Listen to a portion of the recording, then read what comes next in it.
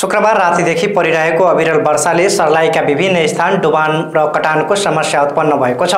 लखनदेही नदीले ठाउँ ठाउँमा तटबन्ध गर्दा बस्ती डुबानमा परेको छ भने वर्षाको पानी निकास नहुँदा सयौं घरधुरी प्रभावित भएका छन्। कौडेना गाउँपालिका 7 शिवनगरमा लखनदेही खोलाले बाँध कटान गर्न थालेपछि स्थानीयलाई सुरक्षित स्थानमा सारिएको छ। आइतबार बिहान प्रमुख जिल्ला अधिकारी तुलसी बहादुर श्रेष्ठ सहितको टोली क्षेत्रमा अनुगमन गरेको छ। भारतीय पक्षले अग्लो गरी निर्माण गरेको सडकका कारण सदरमुकाम मलङ्गमामा पनि डुबान समस्या गम्भीर बनेको छ।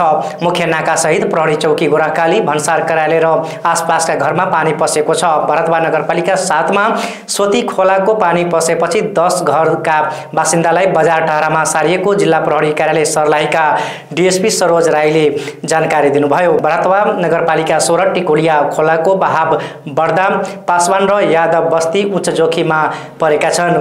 मनुषमारा खोलाले धनकौल गाउँपालिका 3 हरकटवा र 4 मैनाथपुर तर्फ रौटहटको धरमपुर जोड्ने सडक 2 किलोमिटर कटान गर्दा आवत जावत ठप्प भएको छ। झिम खोलाले ब्रह्मपुरी गाउँपालिका 4 त्रिभुवन नगरमा बाँध कटान गरिरहँदा जोखिम बढेको छ।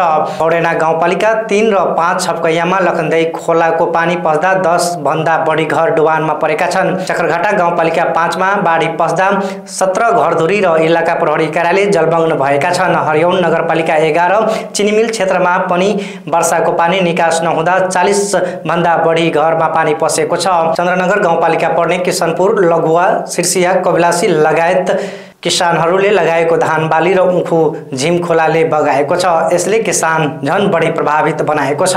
कबिलासी नगरपालिका 8 अगरवामा 14 घर डुबानमा परेका छन्। परियामा घरको पर्खाल भत्किँदा किचेर 9 वर्षीय शिवानी सिंह घाइते भएकी छन्। उनको स्थानीय स्वास्थ्य संस्थामा उपचार भइरहेको प्रहरीले जनाएको छ। अविरल वर्षाका कारण विद्युत सेवा अनियमित भएको छ भने विभिन्न ठाउँमा मोबाइल नेटवर्क समेत प्रभावित बनेको छ।